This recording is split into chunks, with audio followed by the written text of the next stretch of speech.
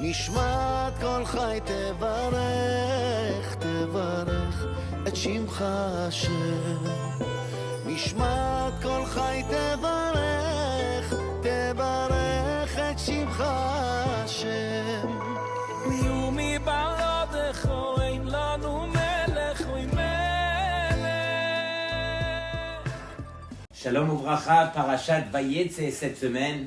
Alors permettez-moi de commencer par une petite histoire.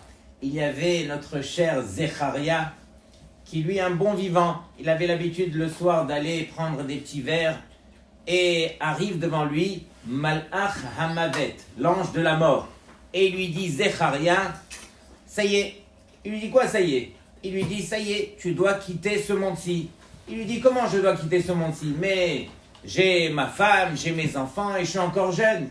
Il lui dit mais tu dis comme tout le monde. Tout le monde dit je suis encore jeune, j'ai ma femme, j'ai mes enfants, mais regarde ma liste, tu es le premier de la liste, est arrivé ton jour, aujourd'hui tu dois quitter ce monde-ci. Il lui dit ah bon?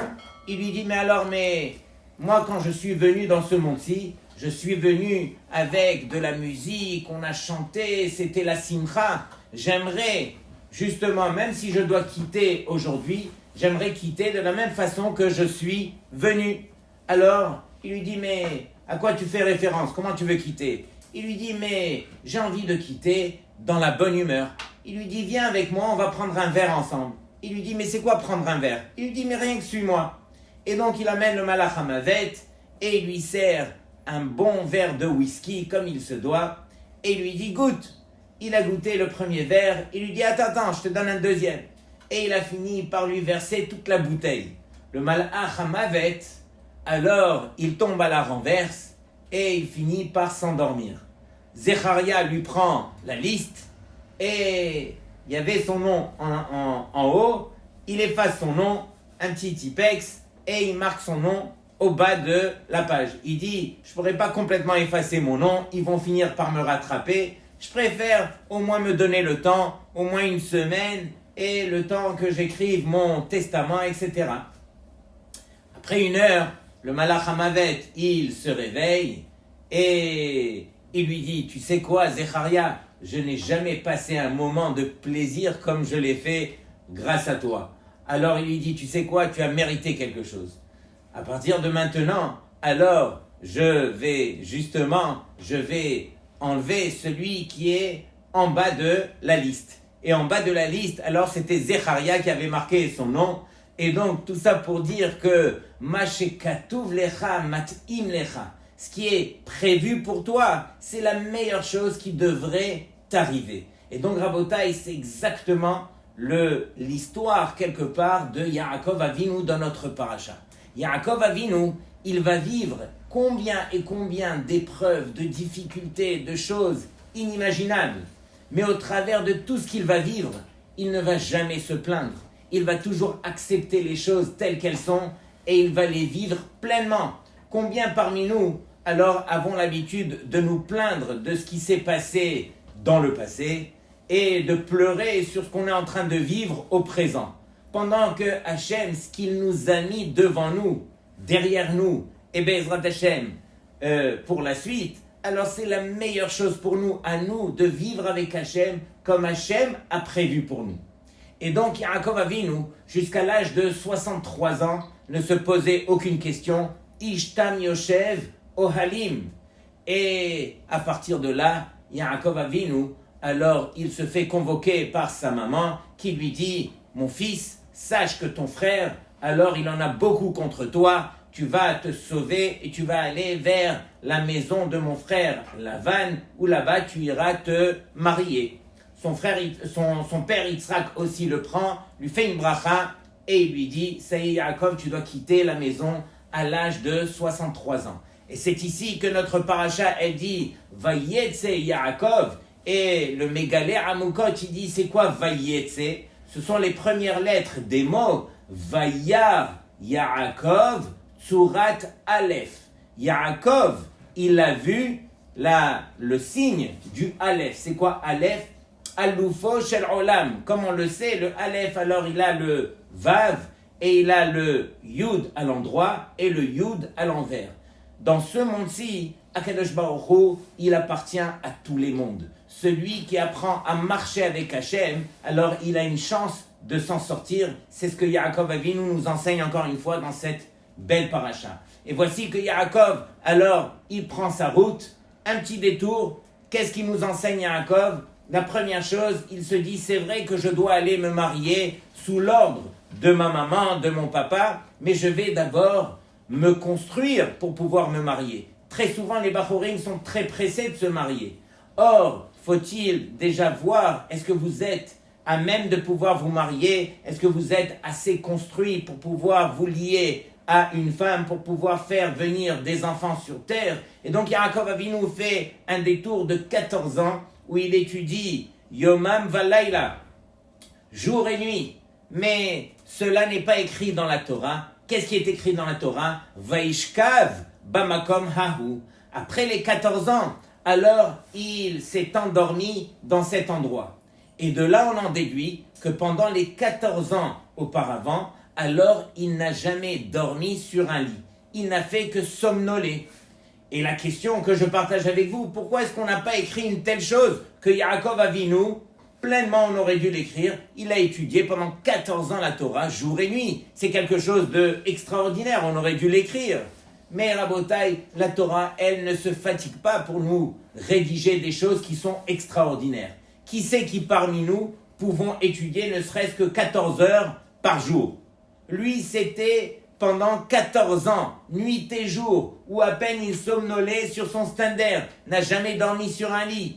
Du fait que ça n'appartient que à des êtres spectaculaires, extraordinaires comme Yaakov Avinu, alors la Torah n'a pas besoin de nous citer ce genre de choses. La Torah, elle vient nous éduquer à nous, par rapport à nous, à notre niveau. Et donc, qu'est-ce que la Torah va nous enseigner sur Yaakov? Elle va traverser autour de ses difficultés, de ses épreuves, de tout ce que Yaakov Avinu a vécu pour que, justement, qu'on en tire la leçon. Et voici que, à l'âge de 77 ans, enfin, il va pour faire, justement, l'ordre, le tzivouille de ses parents qui lui ont demandé d'aller se marier, trouver une femme. Mais juste à ce moment-là, alors il y a nul autre que Eliphaz, le fils de Esav, qui est venu pour le tuer. En fin de compte, il lui a pris tous ses biens. Et là, Yaakov n'a rien. Et la Gemara dans Masechet Brachot, elle nous enseigne que Yaakov Avinu tiken tefilat arvit. Et quel est le mizmor tehilim qui correspond justement à tefilat arvit? C'est le shir la ma'alot esa enai el heharim. C'est ce tehilim que nous lisons justement à Arvit. Et pourquoi il correspond à Yaakov? Parce que c'est Yaakov lui-même qui l'a cité, qui l'a dit. Quand est-ce qu'il l'a dit? Le Midrash il dit Esa enai el heharim, je lève mes yeux vers les montagnes. Al tikre heharim, ne lis pas les montagnes, mais plutôt el hahorim, vers les parents.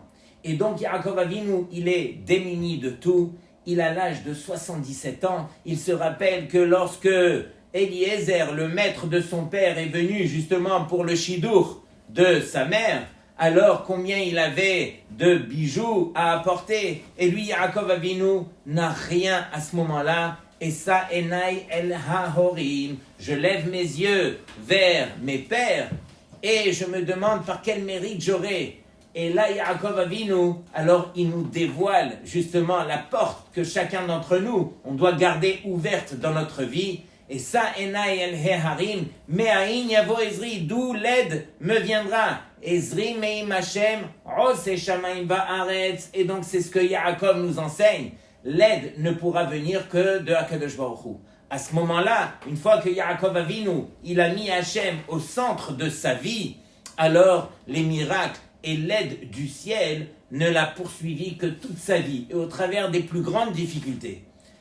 La première chose, il arrive devant un ruisseau et il trouve un homme qui était bien habillé avec tout ce qu'il se devait. Cet homme, bien sûr, coule dans la mer et Yaakov a pu justement prendre ses vêtements et se rhabiller, prendre un petit peu de ce qu'il avait besoin et continuer sa route. Lorsque, à ce moment-là, il arrive devant le puits, Yaakov Avinu fait partie de ceux aussi qui ont rencontré leurs femmes au puits, regardez ce que le passouk nous dit. Vayhi ka'asher ra'a Yaakov et Rachel. Lorsque Yaakov, il a remarqué Rachel, qui sera sa femme bien sûr, Bat Lavan Ahimo, la fille de Lavan, le frère de sa mère, Vetson Lavan Ahimo, et le troupeau de Lavan encore une fois, Ahimo, le frère de sa mère, Vaïgash Yaakov, Vayagel et Taeven Me'al Pi Be'er. Donc Yaakov, il est venu et il a retiré justement cette pierre qu'il fallait tous les bergers pour pouvoir la retirer. Lui, il l'a retiré à lui tout seul. Vayash Etson Lavan Ahimo.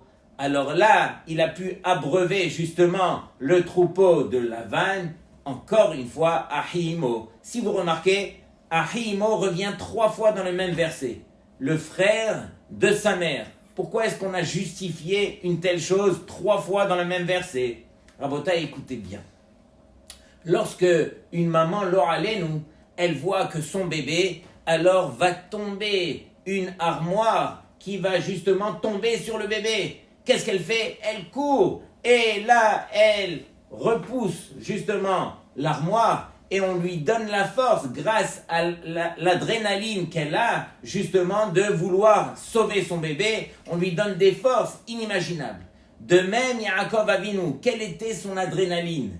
Il se rappelle que sa maman et son papa l'ont envoyé chez qui? Chez Ahi Imo, chez le frère de sa mère pour aller prendre une femme. Et donc il s'est rappelé que c'était sa mitzvah à ce moment-là d'aller se marier. Dès qu'il a vu Rachel Ahimo, et on l'a répété 3 fois pour montrer que toute son ambition, toute sa motivation, c'était d'accomplir la mitzvah de sa mère, alors là, il a eu la force à lui tout seul de pouvoir retirer cette pierre comme on pourrait retirer le bouchon d'une bouteille.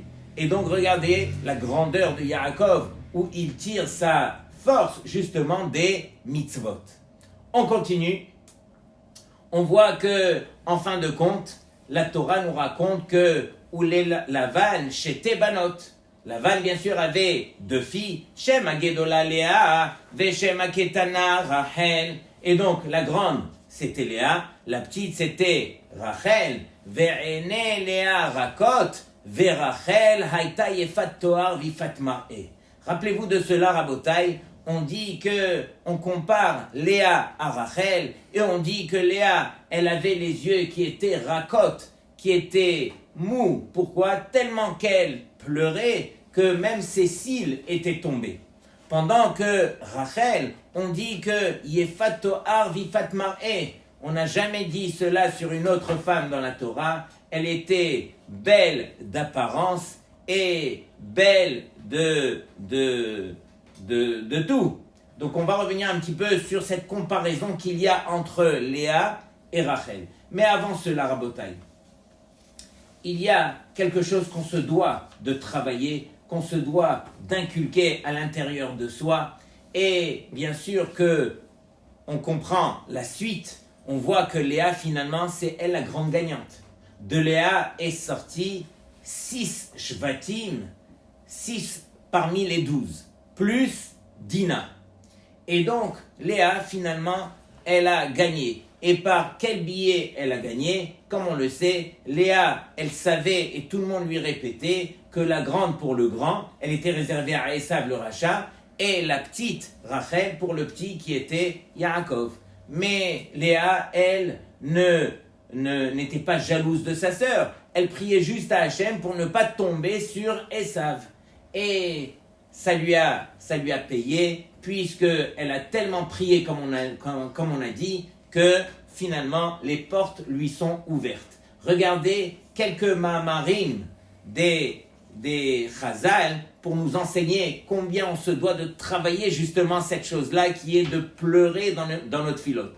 Le Rabbi Chaim Vital, l'élève du Harizal, il écrit Ki bekoach hatfilot shinu et zivuga shel Léa. Grâce à la force de cette filote, on a changé dans le ciel le zivug de Léa, lamrot shemishoresh nishmata lo haïta shayechet lo. Bien que d'après la racine de sa neshama, elle ne devait pas se marier avec Yaakov, ve'af itbatla me Léa kol akrutea.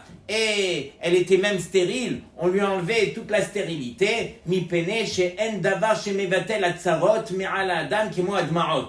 Parce qu'il n'y a rien de mieux qui pourrait annuler justement les décrets sur l'homme que les pleurs, que les larmes. Afalpi chez sha'aret filanin alou, sha'aret dim'al lonin alou. Comme ça la Gemara dans Brachot elle nous dit, bien que les portes justement de la tfila, elles ont été fermées, mais les portes des dma'ot, des larmes, elles n'ont jamais été fermées. Celui qui s'adresse à Hachem au travers de ses larmes, alors il montre combien il dépend d'Hachem et il montre combien il est sincère. Et donc, ces larmes, elles restent toujours auprès d'Hachem.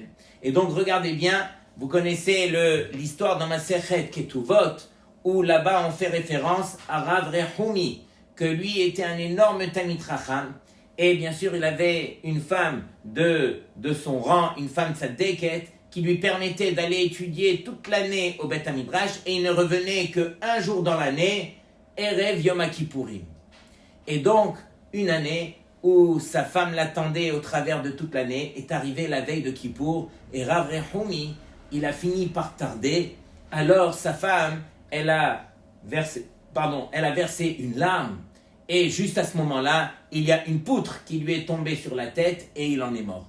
Rav Chaim Shmulevitz, il pose la question, il dit, mais alors qu'est-ce qu'elle a gagné cette femme? Elle ne reverra jamais plus son mari. Il dit malheureusement, c'est ça la métiout, c'est ça la réalité de celui qui verse une larme. La larme, elle a causé que la poutre, elle va tomber et que malheureusement, il devait mourir à cause de cela. Regardez la force d'une larme. On continue. Il est écrit aussi que... Voilà. Il est écrit au nom d'un grand Mekoubal, Da, ki kol agalouyot ve'atzarot she'ovrim al am Israël bechol adorot. Sache que toutes les galouyot que les Béné Israël traversent, hen biglal adma'ot she'orid Esav ha-rasha, kesheshama she'lakach lo Yaakov et ha-brachot. Quand Esav le Racha, il a entendu que Yaakov, son frère, il lui a pris les brachot, alors il a versé une larme, il a versé des larmes, et ces larmes-là, alors elles causent toutes les galouillottes dans lesquelles on se trouve jusqu'à aujourd'hui. Et donc, ce n'est pas terminé. Vesham'u ala davar mezazea ba. Écoutez bien la chose qui devrait nous faire trembler. Ve'ad shelo yichle zechut habechi ve'adma'ot shel Esav lifnei aviv. Et jusqu'à ce que se termine justement le mérite des pleurs de Esav qu'il a versé envers son père. Lo yatz'u Israël me'agalut. Les Béné Israël ne pourront pas sortir de Galout, et le Zohar rajoute sur cela, Nora ve'ayom kama koach yesh ladma'ot. C'est inimaginable quelle est la force justement des dma'ot, des pleurs. Et ubisrut kach, kotev Eliyahu an-Navi, zacha ve'yatsa mimenu Haman harasha. Lorsque ici on dit que dans le Tana d'Eliyahu, on dit que Shaoul, il a épargné le roi Agag, le roi de Amalek. Et il a laissé en vie, bien qu'il aurait dû le tuer. Et sur cela, alors, ce roi Agag, il pleurait de tout son cœur. Oili shema yovad imina olam. Alors je vais perdre toute ma descendance. Et grâce à ses pleurs, alors on l'a écouté du ciel, est sorti nul autre que Haman ha-Rasha, de ce roi Agag qui a pleuré. Grâce à ses pleurs, il a eu un tel descendant. Je termine avec les paroles du Sefer HaChasidim. Gam Adam she'en beyado zchuyot u'ma'asim tovim. Même celui qui n'a pas vraiment beaucoup de mérite, aval hu boche u'mitchanen ifnei hamakom, mais il arrive à pleurer et à supplier Hachem comme il se doit. Hakadosh Baruch Hu mekabel et tefilato ve'oseh chetzo ba'avur tokev tahanuna ve'dma'ot enav. Hakadosh Baruch Hu, il fera selon sa volonté, grâce justement à ses pleurs, à cette sincérité, Hakadosh Baruch Hu va l'exaucer. Et c'est ce qu'on voit Rabotai dans cette belle paracha où Léa, combien est-ce qu'elle a mérité justement grâce à ses pleurs. Lorsque on voit la suite de l'histoire, on voit que finalement Yaakov Avinu, alors il a voulu se marier avec Rachel, et bien sûr son beau-père Laban l'a entourloupé, et combien de fois il va le faire au travers de sa vie, mais il lui a accordé Léa. Lorsque il lui a accordé Léa, Alors Yaakov Avinu, il savait qu'il avait un pacte avec Rachel. On avait des simanim entre nous. Les simanim, c'est Chena. Chena, c'est Chala Nida et Adlakat Haner. Et donc, à partir de là, lorsqu'il a réalisé le matin qu'il était marié avec Léa et non pas Rachel, alors on voit que Yaakov Avinu, il a accusé tout le monde à part Rachel. Il va chez Léa et il lui dit, mais toi, tu m'as eu. Et Léa lui a dit, mais moi, je ne t'ai pas eu. De la même façon que toi aussi. Alors, tu as pu prendre les brachot, justement, de ton frère. Alors, moi aussi, mon père m'a envoyé et j'ai dû me marier avant ma sœur Rachel. Il s'est tourné vers les gens, vers les invités. Vous m'avez pas dit. Et eux, ils lui ont dit, mais oui, nous, on n'arrêtait pas de crier. Au lieu de crier louloulou comme on a l'habitude, nous, on criait Léa, Léa, Léa, Léa. Et toi, tu n'as pas compris qu'il y avait Léa sous la choupa. Pas sous la choupa, c'est avec elle que tu allais passer le reste du mariage. Et donc, il ne s'est pas tourné vers Rachel. Pourquoi ? Parce que Rachel a fait ce qu'elle devait faire. Rachel a donné les simanim, justement pour ne pas que Léa, elle ait la honte, qu'elle se retrouve dans une situation pareille. Et donc, regardez ce que Yaakov il voit. Yaakov il voit les midotes, justement, de Rachel qui étaient justifiées quelque part. Et l'histoire continue. On voit que Rachel, bien sûr, elle a donné les simanim. Mais imaginez que si Yaakov s'était marié avec Rachel, Rachel était akara. Elle était stérile. Et donc, elle serait restée stérile pendant 10 ans. Yaakov Avinu, qui avait 77 ans lorsqu'il s'est marié, 10 ans après, 87 ans, toujours pas d'enfant, qu'est-ce qu'il aurait dit à Rachel ? Rachel, on est obligé de divorcer. Moi, je dois mettre les 12 shevatim. Et donc, il aurait quelque part divorcé de Rachel. Hachem, regardez comment est-ce qu'il aimait galguel les choses. Il a permis justement à Léa d'abord de se marier, à permettre à Yaakov d'avoir des enfants, et c'est par la suite qu'il a récompensé Rachel. Léa a eu Reuven, Shimon, Lévi, Yehuda, Yissachar, Zevulun, et à partir de là, elle devait tomber enceinte, et elle est tombée enceinte de nul autre que Yosef Hatzadik. Mais à ce moment-là, Léa se retourne vers Hachem et elle dit à Hachem, mais je ne peux pas permettre à ma sœur Rachel d'avoir moins que les shfachot, puisque moi j'ai déjà 6 garçons, chacune des shfachot, Zilpa et Bilha en ont 2, et Rachel, elle aura moins que 2 garçons, c'est pas possible. Et donc Léa a prié, et c'était une fois dans toute l'histoire du monde où le bébé qui était dans le ventre de Léa, il est passé chez Rachel, et donc c'est Rachel qui est tombée enceinte de Yosef, et Léa, qu'est-ce qu'elle a eu ? En contrepartie, elle a eu Dina. Et donc, on peut s'imaginer, mais toi Léa, tu as été mévateret sur qui ? Sur Yosef Hatzadik. Et tu l'as accordé à ta sœur, donc toi tu as perdu quelque part. On ne perd jamais d'être mévater. Quelle est la suite de l'histoire ? On sait que Dina, alors elle a eu une fille qui s'appelait Asenat. Et cette fille Asenat, elle est descendue en Égypte, elle a été prise justement dans la maison de Potiphar, et c'est avec cette Asenat avec qui Yosef s'est marié. Et Bassof, Yosef, qui il a eu ? Il a eu comme enfant Ephraïm ou Ménaché. Et donc, Yaakov Avinu, qu'est-ce qu'il dit sur Ephraïm ou Ménaché ? Kir'uven ve Shim'on yihyuli. Toi, Léa, tu as été mévateret sur qui ? Sur Yosef. On t'a accordé dans ta descendance, on t'a accordé 2. On t'a accordé Ephraïm et Ménaché qui sont venus justement en contrepartie avec Yosef. Mais plus que cela, Rabotai. Parmi tous les Havot, alors il n'y a eu que de la sin'a, que de la haine. Entre Abraham qui il a eu Yitzhak et Ishmaël. Entre Yitzhak et Ishmaël, bien sûr qu'il y avait de la haine. Ensuite, entre Yaakov et Esav, encore beaucoup de haine. Ensuite, entre les Shvatim, entre les enfants de Yaakov, qu'est-ce qu'il y a eu ? On ne va pas dire de la haine, mais il y a eu de la kin'a, de la jalousie.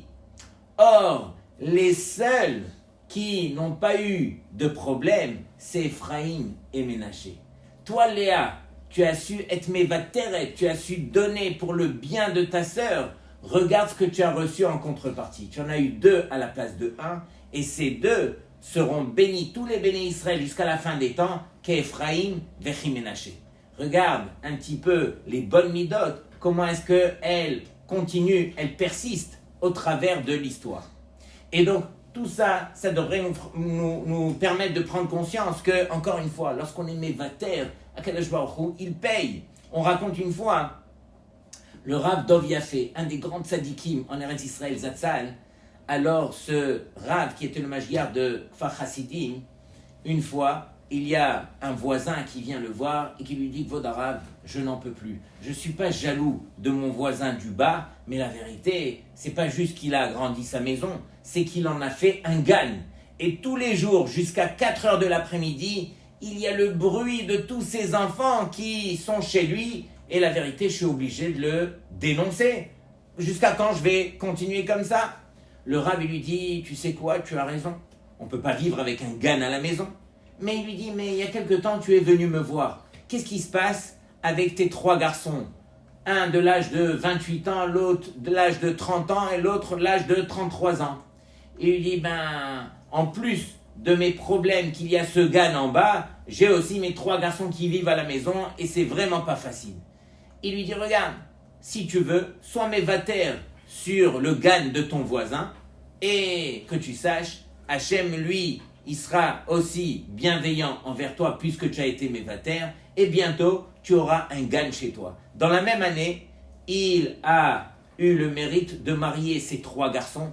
D'année en année, ces garçons avaient chacun des enfants d'année en année et chez lui à la maison, c'est devenu son propre gagne de ses petits-enfants. Regardez celui qui est mévater, alors bien sûr que Akadosh Baruch Hu, il lui accorde, dans le sens que, bien sûr, on aurait pu se plaindre envers le voisin et lui dire pas de gagne et le dénoncer et ça aurait été justifié. Mais quelque part, vaut mieux un vitour, vaut mieux justement concéder et mériter par la suite combien et combien de brachot. Sur cela, Rabotai, regardez les midot justement concernant nos imaot. Concernant Rachel, alors il est écrit au niveau de Rachel que Vatekane Rachel, justement, elle a jalousé qui? Elle a jalousé sa sœur. C'est marqué Vatekane Rachel Ba'achota.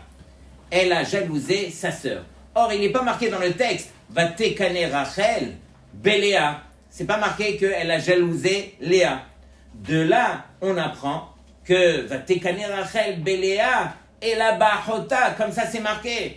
Et donc, la kin'a que Rachel, elle avait, c'était non pas sur sa sœur Léa, parce que si c'était sa sœur Léa, alors on aurait dit c'est la 2e femme de son mari Yaakov. Ça aurait été une vraie jalousie. Or ici, sur quoi elle était jalouse, Rachel? Sur les ma'asim tovim qui appartenaient à Léa. Si Léa, elle a eu autant d'enfants, c'est que quelque part, cette fille-là, elle était kadosh, ses ma'asim étaient kdoshim. Et donc c'est ce que Rachel, elle voulait aussi ressembler à sa sœur par rapport aux ma'asim.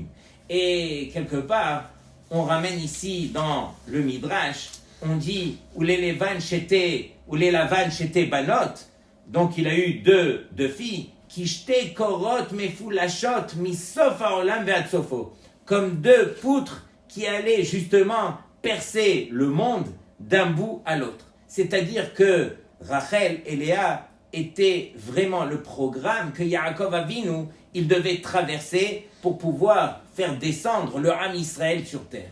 On dit que toute la force de Léa, on dit qu'elle était plus grande que Rachel, mais toute sa force, elle était dans son intériorité. Le Zohar dit qu'il y a 2 mondes dans ce monde-ci, Alma Deit Galia, il y a le monde qui est dévoilé, c'est Rachel, et Alma Deit Kassia, le monde qui est caché, c'est Léa. Donc Léa, c'était la pnimiout, c'était l'intériorité. Et donc toute la force de Léa, elle était justement dans son intériorité. Et on dit que Léa est la grande, non pas parce qu'elle était la grande, plus grande que Rachel, elle était la grande par rapport au cadeau qu'elle a reçu du ciel. On lui a permis d'être la mère de 6 shvatim et pas n'importe lesquels. Kohanim, Léviim, la Malchut, combien elle a mérité? Bien sûr que Rachel aussi a mérité Yosef, elle a mérité Binyamin.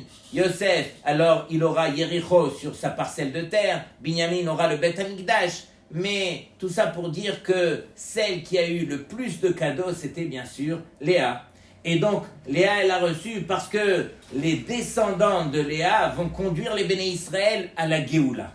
Et donc, on dit que finalement, Shaoul, qui était le descendant de Rachel, Shaoul, il est venu pour préparer la malchoute du royaume de Yehuda. Shaoul, il était roi uniquement pendant une génération. Après, directement, alors il a concédé la royauté à qui?